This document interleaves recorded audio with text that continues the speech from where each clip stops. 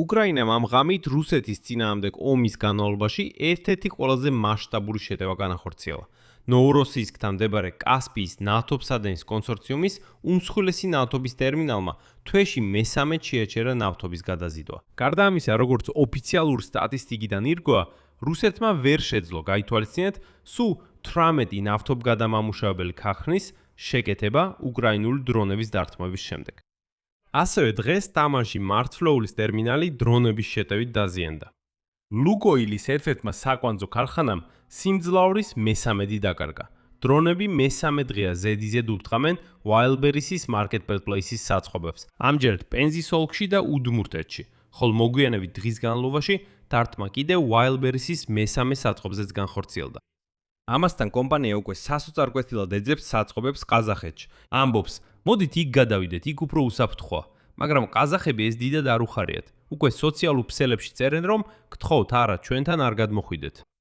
ამავე დროს უკრაინის უპილოტო სისტემების ძალების სარდალმა რობერტ მადიარ ბროდიმ განაცხადა, რომ ამ თვის დასაწყისიდან საზღვაო ოპერაციის ფარგლებში 245 ხომალდი განადგურდა ან დაზიანდა. მოკლედ, დღეს უკრაინა მასიურად უპასუხა დაუბანელ რუსებს მათ მიერ ბალისტიკური რაკეტით კერძო საცხოვრებელ სახლზე მრავალშვილიანი ოჯახით კრივოი როგთან გაახორციელებულ დართმაზე. ან მოასწრებთ ჯამას.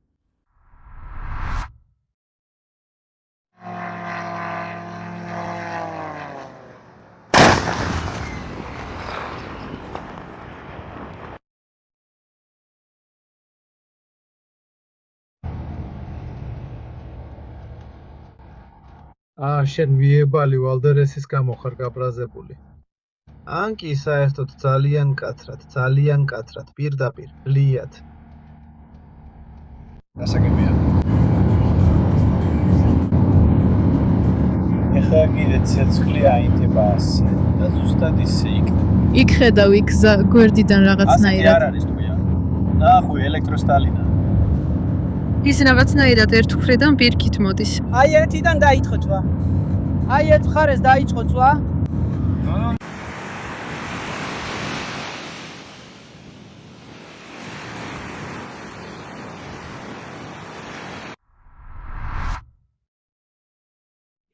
მოდით დავითვოთ ყველაზე მგრძნობიარე დარტყმით. ნოვოროსიისკთან მდებარე KTKX ტერმინალზე, რადგან ეს დარტყმა ერთდროულად რამდენიმე ეკონომიკას აზიანებს, არა მხოლოდ რუსეთისას. კასპიის ნავთობსადენის კონსორციუმმა ნოვოროსიისკში 30 ივლისს განაცხადა, რომ ნავთობის გატანა შეჩერდა შავი ზღვის ტერმინალზე, იუჟნაია ოზერევკაში. მას შემდეგ, რაც დრონებმა ტანკერებზე თავდასხმა განახორციელეს. კომპანიის ინფორმაციით, ამაღამ ტანკერი ნისას სიფნოსი მარშალის კუნძულების დროშის ქვეშ მცურავი, რომელიც ნავთობს გადაჰქონდა ყაზახური კომპანიისთვის თენგიზ შევროილი.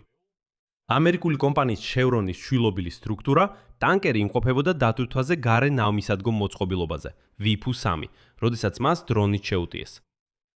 მანიფოლდების რაიონში სატვირთო გემბანზე გაჩნდა ხანძარი, რომელიც ეკიპაჟის და KTKX 3 დამხმარე გემის ძალებით ჩააქრეს. გარდა ამისა, იმავე დღეს დრონით შეუტიეს ტანკერს მარატი, რომელიც მენის კუნძულის დროშის ქვეშ იყო და ასევე ტერმინალისკენ მიემართებოდა ნავთობის ასარებად. ამ დარტყმის მნიშვნელობა სწორედ მის განმეორებადობასა და სისტემატურობაშია. როგორც Reuters აღნიშნავს, ეს უკვე ტერმინალის მესამე გაჩერებაა ივლისში. მანამდე 27 ივლისს ყაზახეთის ენერგეტიკის სამინისტრომ გამოაცხადა ტენგიზ ნოვოროსიისკის ნავთობსადენით ნავთობის ტრანსპორტირების და საზღვაო ტერმინალზე გადაზიდვების განახლებაზე, რადგან იყო პაუზა. და აი 3 დღის შემდეგ ყველაფერი ისევ გაჩერდა. კასპიის ნავთობსადენის კონსორციუმი ექსპორტზე აგზავნის ნავთობს ყაზახეთის 3 მსხვილი საბადოდან და რჩება ყაზახური ნავთობის მსოფლიო ბაზარზე გატანის მთავარ მარშრუტად. მოდით პირდაპირ მოუხსნია ამ თემას გარკვეულ მანიპულაციის ელფერს. ანალიტიკოსები აღნიშნავენ, რომ კასპიის ნავთობსადენის კონსორციუმის ხანგრძლივი გაჩერების შემთხვევაში ყაზახეთი შეძლებს თავისი ნავთობის დიდ ნაწილს აზერბაიჯანისა და საქართველოს გავლით გადაამისამართოს. თუმცა უნდა ვაღიაროთ, რომ ამ ტერმინალის გვერდის ავლის მარშრუტი უკიდურესად შეზღუდულია. ცალკეც აღინიშნა არაპირდაპირი ზიანიც. ის რომ უპილოტო აპარატის ნამსხვრევები კრასნოდარის მხარის სოფელ ვოლნაში საწარმოს ტერიტორიაზე ჩამოვარდა, იქ 4 ადამიანი დაშავდა, მათგან 3 საავადმყოფოში გადაიყვანეს. მაგრამ ეს უბრალოდ თანდავის ზიანია. ყაზახეთმა უკვე უნდა დაფიქრდეს, ვისთან აქვს საერთოდ საქმე. აგიხსნით, რატო საუბრობ ასე? აი, ყაზახები რატომღაც წყენენ ამ ამბებზე. ამბობენ, როგორ შეიძლება ასე? ჩვენ გიჯერთ მხარს, თქვენ კი გთქვს ურტყამთ. ეს ხომ ჩვენი ფულია? მეგობრებო, დღეს გახდა ცნობილი, რომ ყაზახეთმა მოულოდნელად სერიოზულად მოისურვა რუსული ნავთობის გადამუშავება თავის ნავთობ გადამამუშავებელ ქარხნებში, რუსებისთვის. იმიტომ რომ რუსული ნავთობ გადამამუშავებელი ქარხნები ყველა იცვის. კიდევ ერთხელ, ყაზახეთი ამბობს, კარგი, მოგვიტანეთ რუსული ნავთობი. ჩვენ სპეციალურად რუსებისთვის დავამზადებთ ბენზინსა და დიზელს. ეს უკვე ზედმეტად ორმაგი პოზიცია. ანუ ერთი მხრივ უჩივიან უკრაინას, რომელიც თავს იცავს ქთგზე დარტყმების გამო და მეორე მხრივ ერთდროულად ეხმარებიან რუსებს ბენზინით. აქ უნდა აღინიშნოს შეერთებული შტატების პოზიციაც ამ საკითხზე, რადგან ეს ასახავს თემის საერთაშორისო სენსიტიურობას.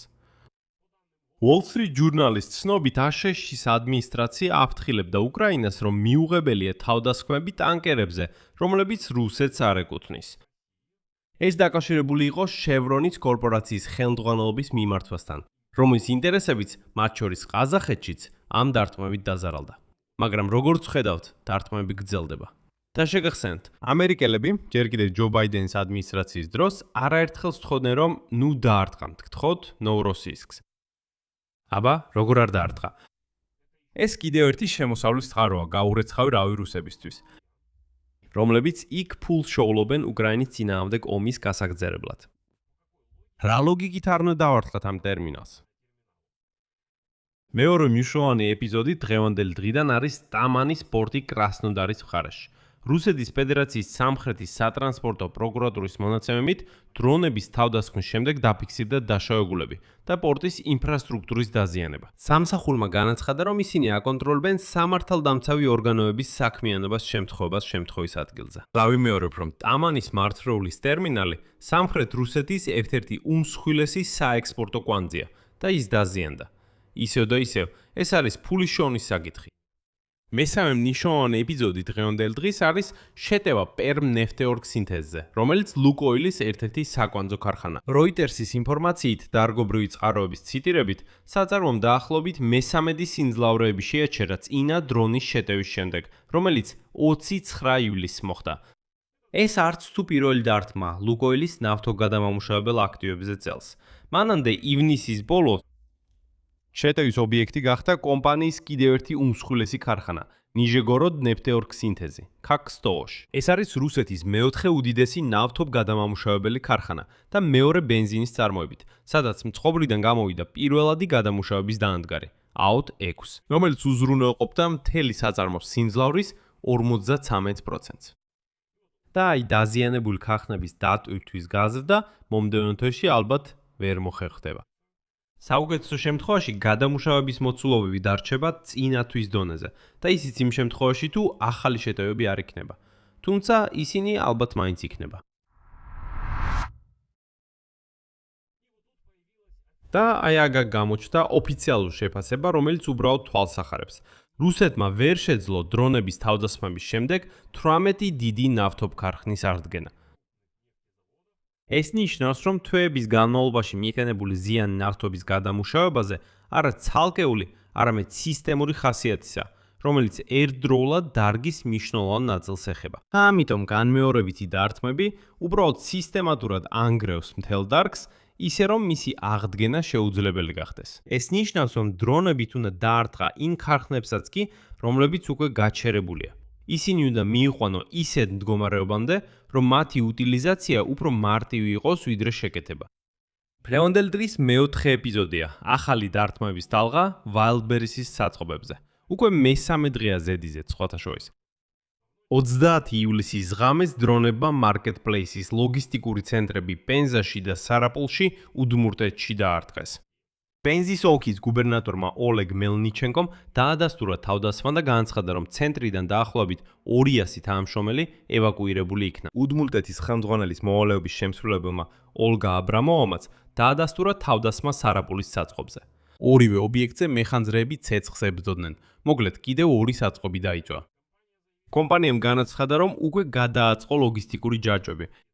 მიწოდებებისა და გაგზავნების მიღება, შეკვეთების გაგზავნა ეხლა სხვა ობიექტების მეშვეობით ხდება, მაგრამ მათაც მალე დაესხმიან თავს. ნუ შეგეპარებათ ეჯვე. დრონული სისტემების ძალების სარდლის რობერტ მადიარის ბროუდის საჩვენებელი რეაქცია. მან ირონიულად დააკომენტარა მიმდინარე მოვლენები თავის ტელეგრამ არხზე. მოგლე ფრაზით: ამანათი არ მოვა. შემდეგ ჩამოთვალა ქალაქები, სადაც ბოლო დროს ამ marketplace-ის ლოგისტიკურ ობიექტებზე თავდასხმები განხორციელდა. მათ შორის კრასნოდარსკი, ნევინომორსკი, მისკი და სარაპული. და მიანიშნა, რომ marketplace-ის ლოგისტიკურ ინფრასტრუქტურაზე დარტყმების სერია გაგრძელდება. კომპანია Wildberries-ის ლოგისტიკურ ცენტრებს ზუსტად 18 ივლისიდან უტევს შეგახსენეთ და ამ დროის განმავლობაში უკვე 10-ზე მეტ სათხოვს დაესხნენ თავს. უკრაინული მხარე ამ დარტყმას ამართლებს იმით, რომ ოფიციალური განცხადებების მიხედვით დუით კომპანიის ობიექტები გამოიყენებოდა სანქცირებული კომპონენტების მიწოდებისთვის, უპილოტო აპარატების, ნავიგაციური აღჭურვილობის და სხვა სამხედრო აღჭურვილობის წარმოებისთვის. აბა რაზეა საუბარი? თუ marketplace-ზე საიტზე იყო კიდე ცალკე განყოფილება, ყველაფერი სპეციალური სამხედრო ოპერაციისთვის. განსაკუთრებულად აღსანიშნავია უკრაინული კომპანიის Firepoint-ის მთავარი კონსტრუქტორისა და თანამფლობელის დენის შტილემანის განცხადება. შტილემანის. მან Wildberries რუსეთის ყველაზე დიდ მსესხებლად მოიხსენია. და განაცხადა, რომ ამ კომპანიის გაკოტრებამ შეიძლება გამოიწვიოს რამდენიმე ბანკის, მათ შორის VTB-ის კრახი. და სწორედ ეს მოსაზრება ასახავს იმ ლოგიკას, რომელთაც უკრაინული მხარე ხსნის სწორედ ამ ობიექტის არჩევას სამიზნედ. ეს უბრალოდ დარტყმების საწყობებზე არ არის, ეს არის მცდელობა დაინგრეს მთელი ეკონომიკური ჯაჭვი. ანუ დაიჭვა საწყობები, კომპანია აცხადებს გაკოტრებას, ვერ აბრუნებს კრედიტებს, რის გამოც შეიძლება მთელი რიგი ბანკები გაკოტრდეს. მეხუთე და საბოლოო ეპიზოდი დღევანდელი დღის არის მონაცემები საზღვაო სამხედრო კამპანიის შესახებ რუსების წინააღმდეგ თლიანობაში. დრონული სისტემების ძალების სარდალმა რობერტ მადიარმა ბროუდიმ განაცხადა, რომ 30 ივლისის ღამეს შავ ზღვაში კიდევ 4 ტანკები იქნა დაზიანებული. რაც საერთო რაოდენობას ოპერაციის დაწყებიდან 6 ივლისიდან 205 გემამდე ზრდის. მისი ინფორმაციით, ამ რაოდენობიდან 130 გემი აზოვის ზღვაშია დაზიანებული, ხოლო კიდევ 75 შავ ზღვაში. რაც შეეხება ამ ღამით დარტყმის საერთო სურათს, რუსეთის თავდაცვის სამინისტრომ განაცხადა 258 უკრაინულ ჩამოგდებულ უპილოტო აპარატზე. ბელგოროდის, ბრიანსკის, ვორონეჟის, ვოლგოგრადის, პენზის, როსტოვის, ტამბოვის ოლქების თავზე, კრასნოდარის მხარეში, ოკუპირებულ ყივიმში, ადიღიაში და აზოვისა და შავი ზღვის აკვატორიებში. არ ვიცი, კიდევ ნახევარი წლის წინ ვფიქრობ ძნელი წარმოსადგენი იყო რუსეთის წინააღმდეგ თავდასხმის ასეთი ერთდროული გეოგრაფია. უფრო მეტიც, საინტერესო სტატისტიკა. პირველად დაფიქსირდა, რომ ბოლო 4 თვის განმავლობაში უკრაინა რუსეთში უფრო მეტ უპილოტო საფრენ აპარატს უშვებს, ვიდრე რუსეთი უკრაინაში. ეხლა რაც შეეხება კითხვას, თუ რა სცენარები იკვეთება მომავალში, უკრაინისთვის ამ დარტყმების ერთობლიობა არის ნაწილია გამოცხადებული სტრატეგიისა, რომელთაც ცდილობენ ზეწოლას რუსეთის ეკონომიკაზე ნავთობის გადამუშავების გზით, ექსპორტის ლოგისტიკასა და საზღვაო ტრანსპორტზე. იგივე რასაც უკრაინის ოფიციალური პირები შორ მანძილზე მოქმედ სანქციებს უწოდებენ. და ყველაზე მთავარი, რაც რუსებს ყოველდღე უნდა შევახსენოთ. მანამდე სანამ უკრაინა დაიწყებდა ამ მასიურ დარტყმების კამპანიას, ნავთობ გადამამუშავებელ ქარხნებზე, Wildberries-ზე, ლოგისტიკაზე და ასე შემდეგ, ვლადიმირ ზელენსკიმ შეგახსენებთ საჯაროდ მიმართა ვლადიმირ პუტინს საჰაერო ზავის წინადადებით. ანუ ორი ქვეყნის ტერიტორიაზე ერთმანეთის წინააღმდეგ დარტყმებზე უარის თქმის შესახებ. რა გააკეთა პუტინმა? პუტინმა მაშინ ამ იდეაზე უარი თქვა. ამის შემდეგ უკრაინა მასიურ დარტყმებზე გადავიდა. რუსეთისთვის საკვანძო ობიექტების განმეორებადი გაჩერებები კასპიის მილსადენის კონსორციუმი ნოვოროსისკში თვეში მესამედ 18 აღუდგენელი ნავთობ გადამამუშავებელი ქარხანა. ნიშნავს არა ერთჯერად ზიანს, არამედ უკვე დაგროვილ ეფექტს, რაც ამცირებს დარგის მდგრადობას ყოველი ახალი თავდასხმის მიმართ. ყაზახეთისთვის, რომლის ნავთობიც კასპიის მილსადენის კონსორციუმის ტერმინალით ნოვოროსისკში გადის, სიტუაცია ორმაგად არასასურველია. ქვეყანას ფიზიკურად არ აქვს საკმარისი ალტერნატიული მარშრუტები, რომ სრულად ჩაანაცვლოს ეს ექსპორტის არხი. მაგრამ აქ ასტანასთან შემდეგი კითხვა. ნუ თუ მთელი ომის განმავლობაში ალტერნატივებზე არ გიფიქრიათ. მაგრამ ხო გესმით, ვინ არიან რუსები? გესმოდათ, ვინ არიან უკრაინელები? გესმოდათ, რომ უკრაინა ამას ასე უბრალოდ არ დატოვებდა, რომ ის პასუხს გასცემდა. ანჯერა რომ ჭკვიანმა ყაზახებმა ეს ვერ გაიგეს. შესაძლო სცენარები რა იქნება შემდეგ? ეს არის არსებული მდგომარეობის გაგრძელება, დარტყმების იმ ტემპით, როდესაც რუსეთი იძულებული იქნება მუდმივად აღადგინოს და ისევ დაკარგოს ერთი და იგივე ობიექტები, რაც რამდენიმე თვის პერსპექტივაში შეიძლება შეამციროს ნავთობის გადამუშავებისა და ექსპორტის საერთო მოცულობა. პარალელურად, დასავლელი პარტნიორების, პირველ რიგში აშშ-ს მხრიდან დიპლომატიური ზეწოლის გაძლიერება არ გაგიკვირდეთ უკრაინაზე. მოთხოვნით, რომ თავიდან აიცილონ მიზნები, რომლებიც დაკავშირებულია მესამე ქვეყნების და საერთაშორისო კომპანიების ინტერესებთან, როგორც ეს უკვე ხდება ყაზახეთის ნავთობის შემთხვევაში, მაგრამ აქ მნიშვნელოვანია გვახსოვდეს. უკრაინა პირველ რიგში რუსეთს ურტყამს. უკრაინა არავითარ შემთხვევაში არ ურტყამს პარტნიორებს. საერთოდ სად არის ერთი მაინც დარტყმა პარტნიორებზე? არც ერთი. ყველა დარტყმა რუსეთზე მოდის. აქ კითხვა პარტნიორებთანა. რატომ მუშაობ ჯერ კიდევ ამ რუსეთთან? ეხლაც ნიშანდობლივია, რომ რუსეთი ცდილობს ადაპტაციას. იგივე Wildberries ცulis მიწოდების ჯაჭვებს სხვა საწყობების მეშვეობით, ხოლო ხელისუფლება ცდილობს ყაზახეთთან შეთანხმებას. იმისთვის, რომ ყაზახეთმა უსაფრთხოდ გადაამუშავოს რუსული ნავთობი ბენზინად რუსებისთვის საკუთარ ტერიტორიაზე, რადგან მათი ქარხნები დამწვარია, თუ ყაზახეთი ამას დაიწყებს, კიევს მასთან დიდი კითხვები ექნება. შედეგი 30 ივლისს უკრაინულმა ძალებმა ერთდროულად რამდენიმე რგოლზე მიაყენეს კომპლექსური დარტყმა რუსეთის ეკონომიკას. კერძოდ, კასპიის ნავთობსადენის კონსორციუმის ტერმინალმა ნოვოროსიისკთან თვეში მესამედ შეაჩერა ნავთობის გატანა. ტამანში მარცვლეულის ტერმინალი დაზიანდა. ლუკოილის ერთ-ერთმა ნავთობგადამამუშავებელმა ქარხანამ დაკარგა თავისი სიმძლავრის მესამედი. მაშინ როცა მთელ ქვეყანაში უკვე 18 დიდი ნავთობგადამამუშავებელი ქარხანა ჯერ კიდევ არ არის ადგენილი. Wildberries-ის საწყობებს მესამე დღეა შეუტიეს. ამჯერად პენზასა და უდმურტეთში. რუსეთის ჩრდილოვანი ფლოტის გემების წინააღმდეგ საზღვაო ოპერაციამ 6 ივლისიდან მოყოლებული უკვე 205 დაზიანებულ გემს მიაღწია. აი ასე მუშაობს ნამდვილი სანქციები.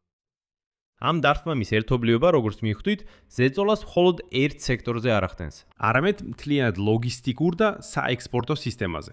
ანუ უკრაინის მთელი ტაქტიკა და სტრატეგია სწორედ ისაა, რომ რუსეთისა და რუსების ნებისმიერი შესაძლებლობა ჩახშოს. ომის გაგრძელებისთვის ფულის შოვნის შესაძლებლობა წაართვას. აქ მრავალ წერტილს ვსვამ. თქვენი აზრი და დასკვნები კომენტარებში დაწერეთ ამ გამოშვების ქვეშ. გამოიწერეთ არხი, დააცკაპონეთ ზარზე და არ დაგავიწყდეთ ლაიქის დაჭერა. თუ გსურთ ამ YouTube არხის მუშაობის მხარდაჭერა, რა თქმა უნდა, მადლიერი ვიქნები. ამას ფინანსურად შეძლებთ ნებისმიერი დონატის საშუალებით, ბურებითა და რეკვიზიტებით, რომლებიც მითითებულია ამ ვიდეოს აღწერაში. ეს იყო სულ. იზრუნეთ საკუთარ თავზე. ყველას ნახვამდის.